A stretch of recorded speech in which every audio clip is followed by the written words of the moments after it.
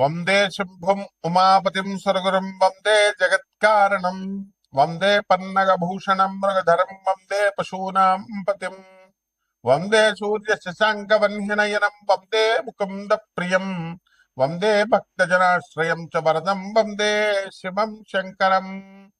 హర నమః పార్వతీపతయే హర హర మహాదేవం. శ్రీ బెజవాడ కనకదుర్గాదేవ్యై నమ. శ్రీ దుర్గామల్లేశ్వరాభ్యాం నమ.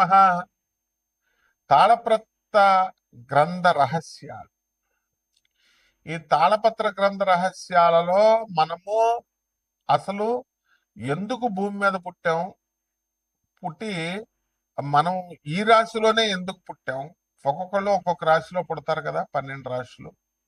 అలాగే మన పూర్వజన్మ రహస్యాలు ఏంటి, అసలు పూర్వజన్మలో ఏదైనా సాధించకుండా మిగిలిపోతే అది ఏమైనా ఇప్పుడు సాధించడానికి వచ్చామా, లేకపోతే పూర్వజన్మలో పెళ్లిళ్ళు అయితే లవ్లు చేసుకుంటారు, అవి ఏమైనా బ్రేకప్లు అయిపోతే మళ్ళీ కంటిన్యూషన్ ఈ జన్మల్లో ఏమైనా ఉంటాయా, ఇలాంటివన్నీ కూడా మనం ఈ యొక్క వీడియోలో మనం తెలుసుకుందాం.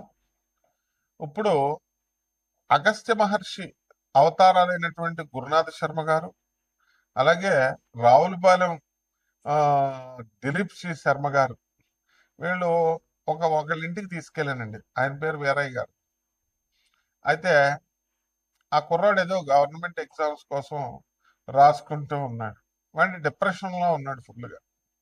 వీళ్ళు డిప్రెషన్లో ఆ ఉన్నావు నాయన, బతుకు పర్వాలేదు, బతుకు ఎలాగో అలాగో బతుకు, గవర్నమెంట్ జాబ్ రాకపోతే బతుకు అని చెప్పేసి ఏదో ధైర్యవచనాలు చెప్పారు.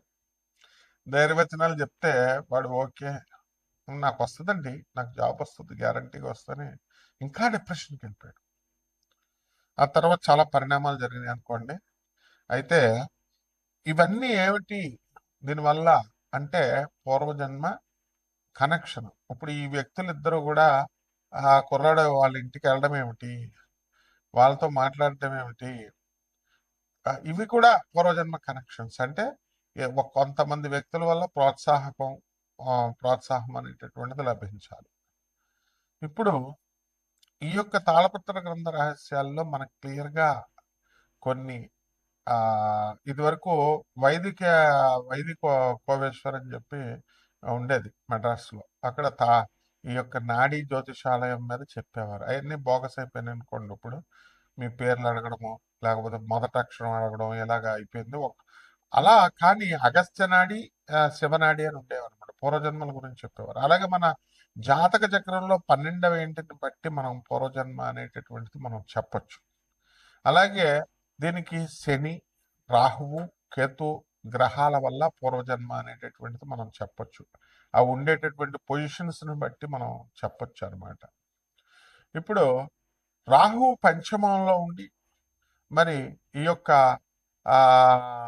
రవి బుధ శుక్రులు మొత్తం వీళ్ళంతా కూడా మనకి లాభస్థితిగతులై ఉండి ఇలా కొన్ని సిగ్నల్స్ ఉంటాయి. వాటి వల్ల పంచమ రాహు ఏం చేస్తాడంటే విపరీతమైనటువంటి మొండితనం ఉంటుంది. డిప్రెషన్ విపరీతమైన డిప్రెషన్లో వెళ్ళిపోతారు. వాళ్ళకి మీరు ఎన్ని కోట్లు ఉన్నా సరే వాళ్ళు పూర్వజన్మ పాపం వల్ల ఏమవుందంటే ఈ జన్మలో మనశ్శాంతి ఉండదు. అందువల్ల వాళ్ళు భర్త దగ్గర ఉన్నా, పుట్టింట్లో ఉన్నా, ఎక్కడున్నా మనసంతా కూడా డిప్రెషన్కి గురవుతూ ఉంటుంది. ఇవన్నీ కూడా పూర్వజన్మ పాపాల కారణంగానే అనమాట.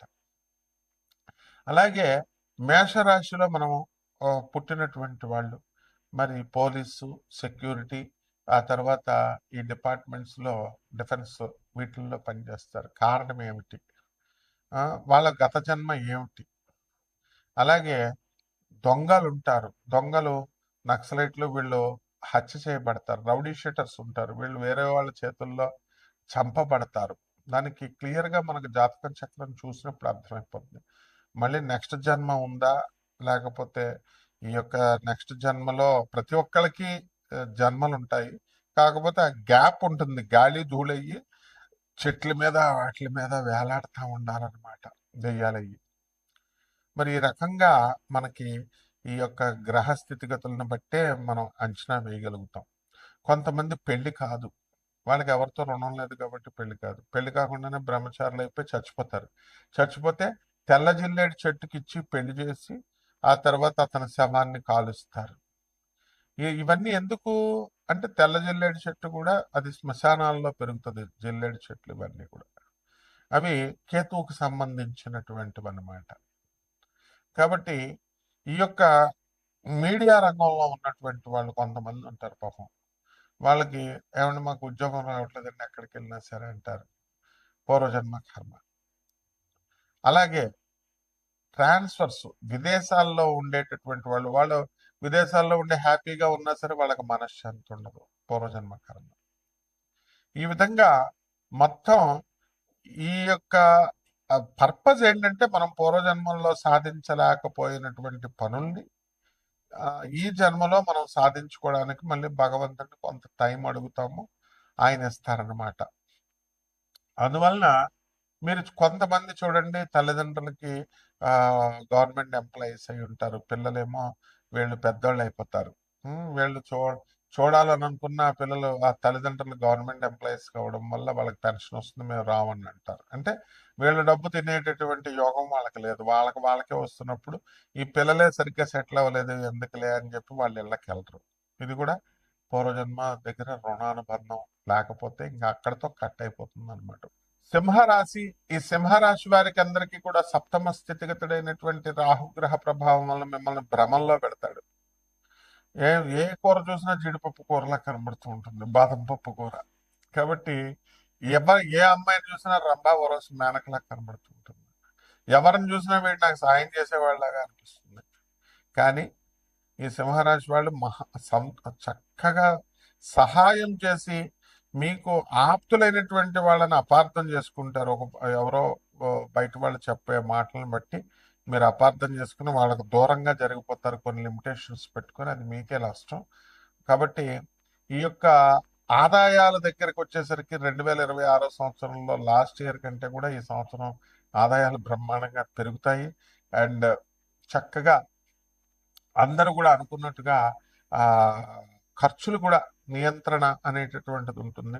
ప్రభుత్వ ఉద్యోగాలు చేస్తున్నటువంటి వాళ్ళకు ప్రమోషన్లు వస్తాయి. ఏమన్నా మా జాతకాలు బాగట్లేదండి, మా భార్యాభర్తల మధ్య కొట్లాటలు అనుకునేటటువంటి వాళ్ళంతా కూడా కాస్త మనశ్శాంతి ఉంటుంది. గురువు గారు చెప్పేది వినాలి కదా.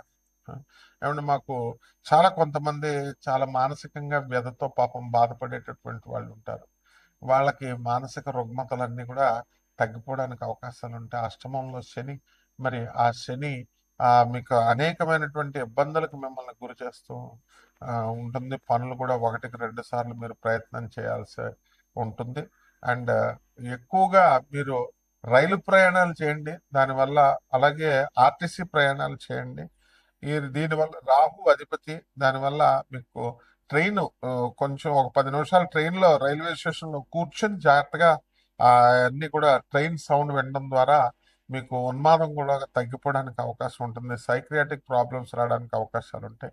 మీ పిల్లల గురించి మీరు చాలా బిజీగా అయిపోవడము, అండ్ గురువు గారు చేయాల్సినటువంటి సేవ అంతా కూడా తగ్గించుకోవడము, ఇలాంటివన్నీ కూడా జరుగుతాయి. కాబట్టి ఈ యొక్క బిజినెస్ల్లో కొత్త బిజినెస్లు మీ భర్తలు స్టార్ట్ చేయడము, మీరు కూడా సంపాదించడము, ఇలా అంతా కూడా చాలా బ్రహ్మాండంగా ఉంటుంది ఈ యొక్క సింహరాశి వాళ్ళకి. అండ్ డొనేషన్స్ కూడా మీరు చాలా విరివిగా ఇవ్వడము, కొంచెం మంచితనము, ఇవన్నీ కూడా మీకు కలిసి వస్తూ ఉంటాయి. పరిహారాల దగ్గరికి వచ్చేసరికి ఈ సింహరాశి వారు ఏం చేయాలంటే, మనకి ఈ యొక్క బగళాముఖి అమ్మవారి యొక్క మంత్ర జపం చేసుకోండి, అనుష్ఠానం చేసుకోండి. అలాగే తారాదేవి యొక్క హోమాన్ని మీరు ఇళ్లలో మీరు చేసుకోవడం, దాని ద్వారా మీరు చాలా అద్భుతంగా మీరు సాధించుకుంటారు. తెల్ల జిల్లేడు పువ్వులతో త్రిపుర భైరవి అమ్మవారికి కూడా మీరు పూజ చేసుకోవడం ద్వారా మీకు బ్రహ్మాండంగా కలిసి వస్తుంది.